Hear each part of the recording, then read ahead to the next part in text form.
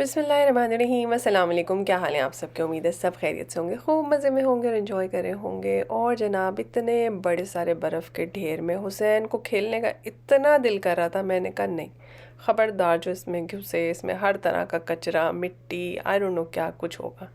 तो अब देखें सुबह स्कूल जाते हुए वो कैसे आहिस्ता आहिस्ता उसके पास से जा रहा है कि उसको टच कर सके, लेकिन मैं उसे देख रही थी तो उसने बिल्कुल भी हाथ नहीं लगाया।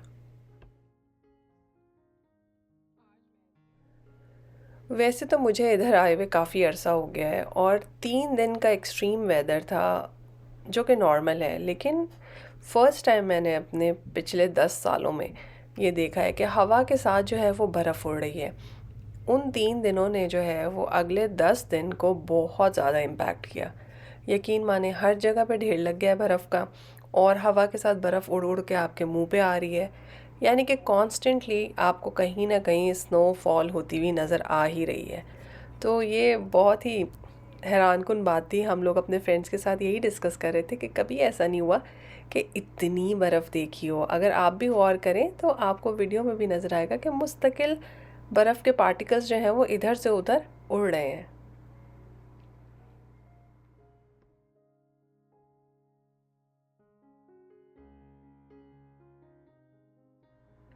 अल्हम्दुलिल्लाह, बाज़ लोगों को ये बर्फ़ देखने में बहुत अच्छी लगती है और बाज़ लोगों को इसको देख के खौफ़ आता है, लेकिन मैं सोचती हूँ कि हर चीज़ में कहीं न कहीं अल्लाह ताला की मसलहत भी होती है और शुक्र अदा करने के तो बहुत मौक़े हैं। इसलिए क्योंकि आप देखें कि ये लोग आपको आसानी प्रोवाइड करने की कोशिश करते हैं। हमारे नॉर्दर्न एरियाज़ में बहुत बहुत बर्फ़ में लोग वॉक करके, पहाड़ियाँ उतर के सारे काम कर रहे होते हैं। तो इतनी सारी सहूलियात भी मैसर नहीं है। तो अल्हम्दुलिल्लाह अल्हम्दुलिल्लाह। और सबसे मज़े की चीज़, ज़रा आप देख रहे हैं मुर्गाबियों का टोला, इतनी इतनी बर्फ़ है, लेकिन अब जो है वो वापसी की तैयारी है। बहुत जल्द ही ये सारे घोंसले जो आपके दरख्तों पे बिल्कुल खाली हैं वो आबाद होने वाले हैं। और यहाँ पे आप देख ही सकते हैं कि हज़रत का मूड जो है वो कुछ ज़्यादा खुशगवार नहीं है, क्योंकि मैंने उन्हें बर्फ़ के इतने बड़े पहाड़ को टच करने से मना कर दिया था। इनकी तो ख्वाहिश ये थी कि ये ज़ोर से जाके उसके अंदर घुस जाए, लेकिन आपको पता ही है कि हर वक्त आस-पास से कुत्ते, बिल्लियाँ सब गुज़र रहे होते हैं। तो ये बर्फ़ कोई इतनी साफ़ सुथरी होती ही नहीं है जितनी आपको देखने में लगती है। जैसे हर चमकती चीज़ सोना नहीं होती ना, तो उस तरह से हर सफ़ेद चीज़ भी साफ़ सुथरी नहीं होती।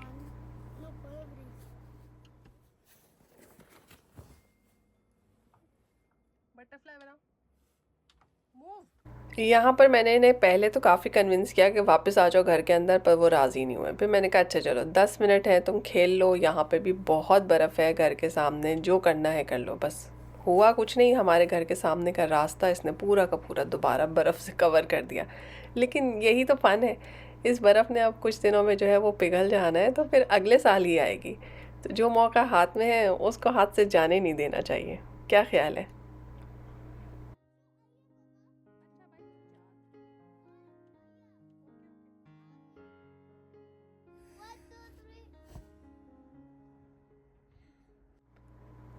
जैसे कि मैंने आप लोगों को पिछले व्लॉग में भी बताया था कि मैं फुल साइज़ की रोल पट्टी लेकर आती हूँ, उसी को काट के समोसे बना लेती हूँ, उसी से बॉक्स पेटीज़ बना लेती हूँ, तो ज़िंदगी थोड़ी आसान रहती है।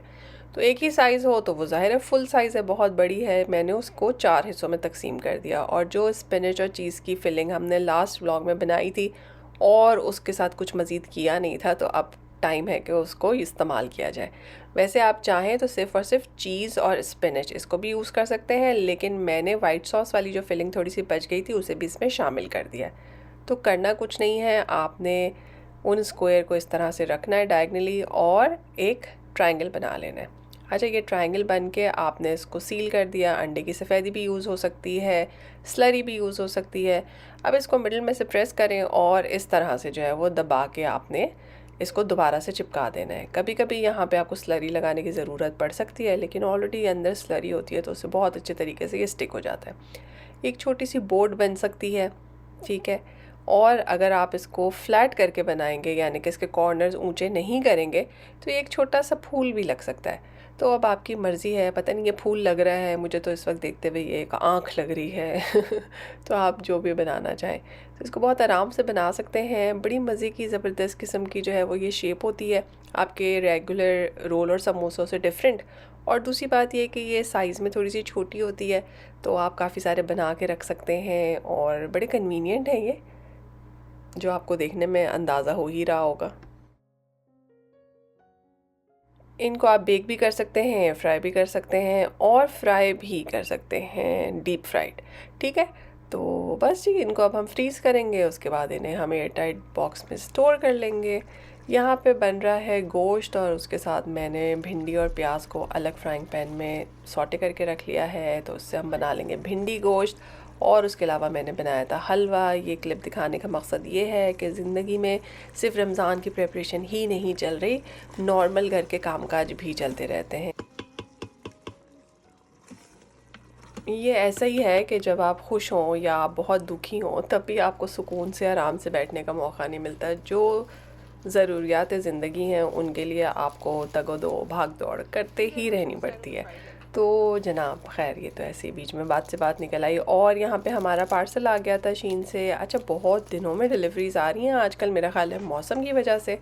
और ये मैंने एक पता नहीं क्यों मंगवा लिया, मुझे नहीं पता मैंने इसे क्यों मंगवाया, मुझे देखने में बहुत प्यारा लगा। इसको अगर फ्रेम करेंगे तो अच्छी सी कैलीग्राफिक टाइप की जो है वो एक पेंटिंग का लुक देगा।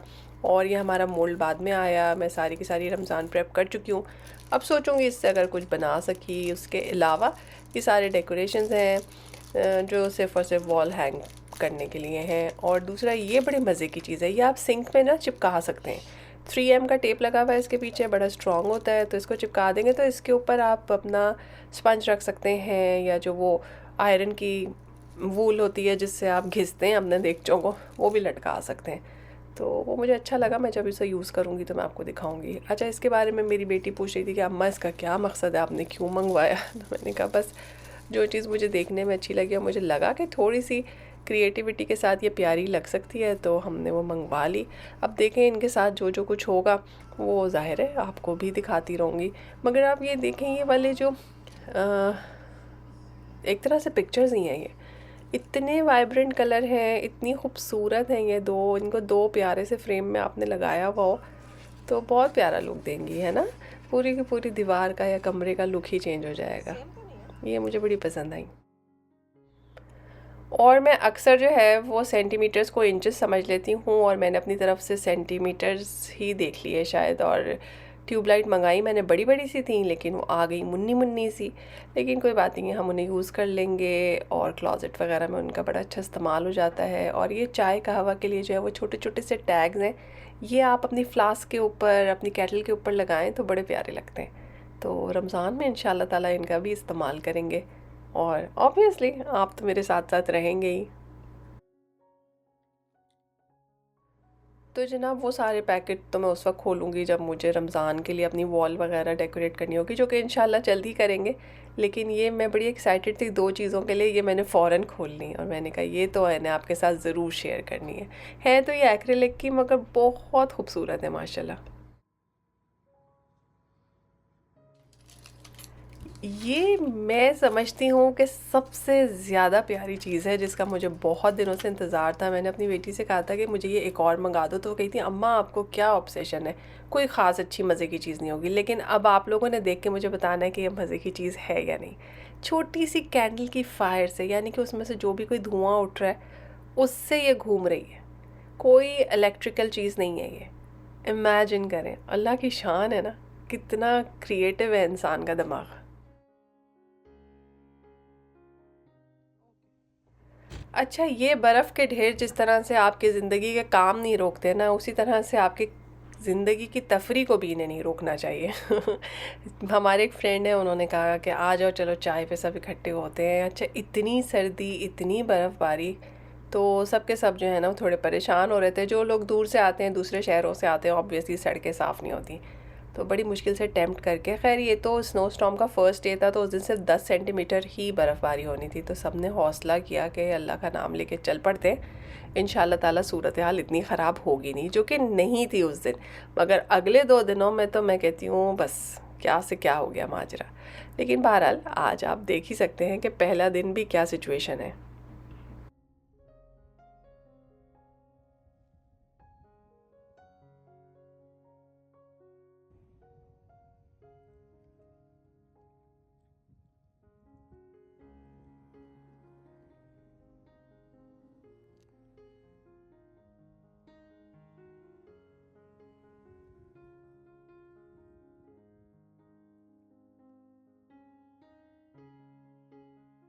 अब ज़रा सोचें कि ये बर्फ़ अगर फिसलने वाली होती तो किस तरह हम इधर से उधर तिलकते फिरते। मतलब तिलकने का वर्ड आई थिंक जो लोग पंजाब से बिलोंग करते हैं उनको बहुत अच्छे से समझ आ जाएगा।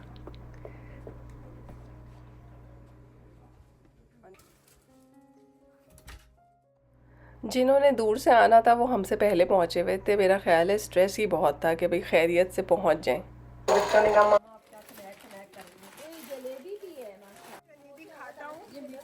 उसके लिए भी मंगवाई डाल दो और क्या, कौन बाद में बनाता रहेगा। जबरदस्त खाउसे और समोसे।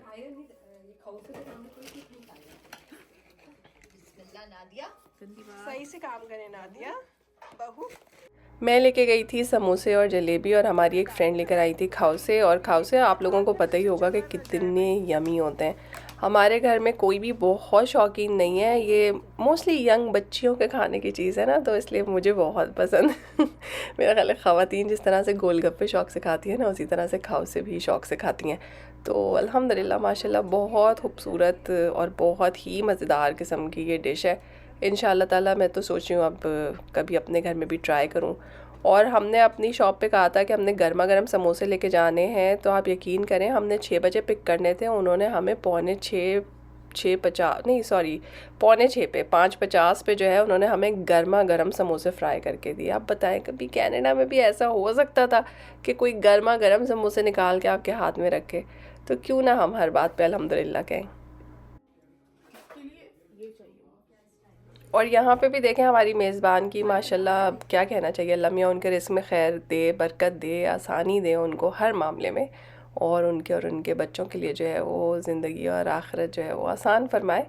उन्होंने देखें चाय का कहा और उन्होंने कहा कोई कुछ ना लाए, लेकिन हम फिर भी ज़बरदस्ती कुछ ना कुछ उठा के ले गए। जब हम वहाँ पहुँचे तो उन्होंने बिरयानी भी बनाई हुई थी, फ़िश भी फ्राई की थी और कीमा भी पकाया हुआ था। तो अल्हम्दुलिल्लाह हम कुछ नाक भी लेके जाते तो भी उन्होंने एक पूरे खाने का इंतज़ाम तो कर ही रखा था। आप में से बहुत सारे लोग मुझसे मैसेज पूछते हैं यूट्यूब जर्नी के बारे में, यूट्यूब कैसे स्टार्ट किया, क्या हुआ, वगैरह वगैरह।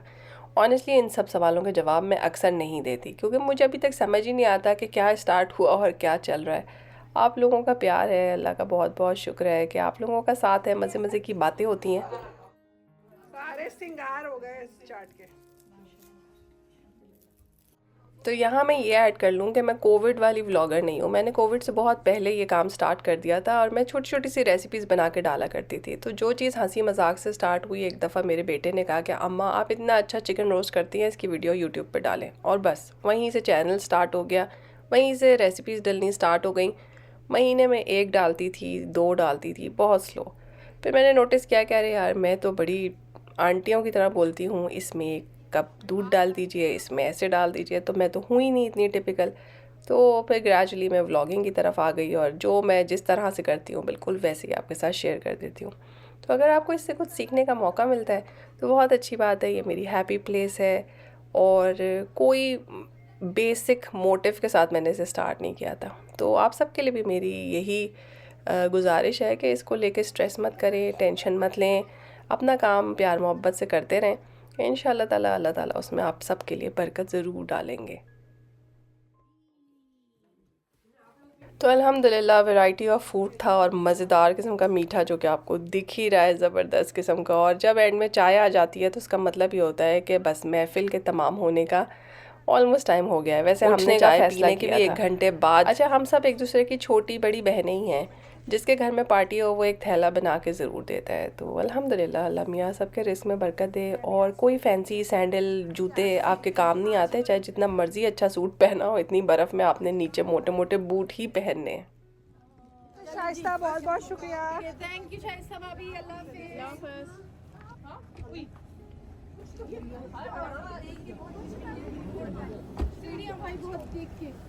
चलो मैं तो उतार दूँगी अल्हम्दुलिल्लाह। यहाँ पे मैं आप लोगों से एक सवाल पूछना चाहती हूँ कि आप लोग अपने आप से पूछें कि सदक़े का क्या कॉन्सेप्ट है आपके दिमाग में। गरीब की मदद करना, कि सिर्फ गरीब आदमी को सदका दिया जा सकता है ना? यही होता है ना हमारे ज़हन में। लेकिन नहीं, मुस्कुराना भी सदका है, रास्ते में से कोई तकलीफ़ देने वाला पत्थर या कांटेदार झाड़ी को हटा देना भी सदका है। तो यहाँ पे गरीबी और अमीरी कहाँ से आई? नहीं आई ना। तो सदका सिर्फ़ और सिर्फ अल्लाह ताला की खुशनुदी के लिए होता है, वो आपके ऊपर से सारी बलाओं को टाल देता है। तो इस रमज़ान अपनी प्लानिंग के साथ, अपनी प्रिपरेशन के साथ एक और चीज़ की प्लानिंग करें। कितने लोग हैं आपके आसपास, आपके प्यारे, जो आपसे प्यार करते हैं, दुआएं देते हैं, खालाएँ, मामियाँ, चाचियाँ, मतलब पेरेंट्स के अलावा भी। तो हम पूरा साल उनका कुछ कर ही नहीं पाते, कुछ अच्छा कर ही नहीं सकते उनके लिए, इतने मसरूफ़ जो होते हैं। लेकिन रमज़ान में क्यों ना उनको कोई छोटा सा गिफ्ट दिया जाए, एक अच्छा सा सूट भी दिया जा सकता है, कोई खजूर का डब्बा भी चलेगा, जिसकी जो इस्तिताअत हो। अल्लाह ताला ने तो आपको नियत ही के हिसाब से नवाजना है।